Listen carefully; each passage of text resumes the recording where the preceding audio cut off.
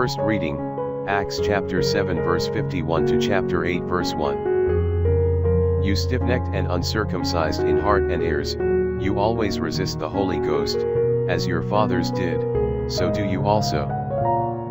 Which of the prophets have not your fathers persecuted?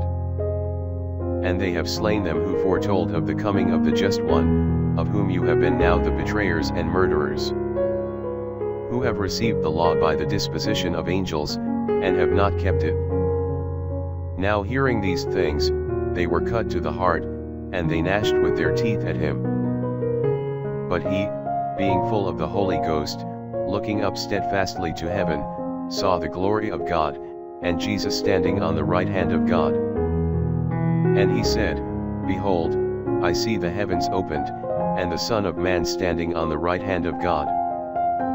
And they crying out with a loud voice, stopped their ears, and with one accord ran violently upon him. And casting him forth without the city, they stoned him, and the witnesses laid down their garments at the feet of a young man, whose name was Saul.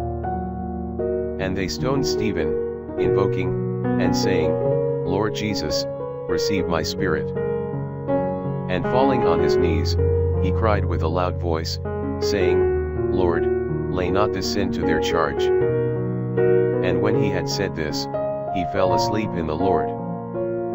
And Saul was consenting to his death. And at that time there was raised a great persecution against the church which was at Jerusalem, and they were all dispersed through the countries of Judea, and Samaria, except the apostles. Psalms chapter 31 verse 3 to 4, 6 to 8, 17, and 21. Bow down thy ear to me, make haste to deliver me. Be thou unto me a God, a protector, and a house of refuge, to save me. For thou art my strength and my refuge, and for thy name's sake thou wilt lead me, and nourish me.